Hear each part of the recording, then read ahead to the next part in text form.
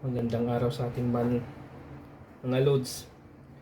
Tayo gagawa kasi ng pinatubong munggo o kaya yung togi mga loads. So gagamitin natin munggo. Yan, patutubuin natin siya mga loads. Ang gagamitin natin plastic bottle. To kuha ng bote ng tubig, mineral water. Kailangan mga loads butasan yung paikot niyan. Paikot. Kailangan may butas dito, paikot dito. Ayan, paikutan yung mga loads. Tapos dito rin sa baba niya. Ayan.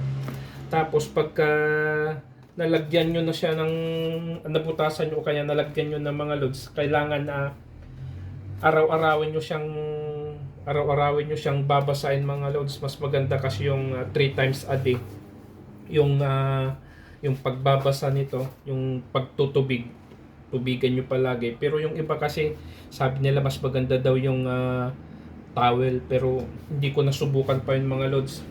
Ito kasi yung nakasanayan ko na lagi kong ginagamit mga load Tapos mga 5 days or 5 days, 6 days, pupwede na siya mga loads.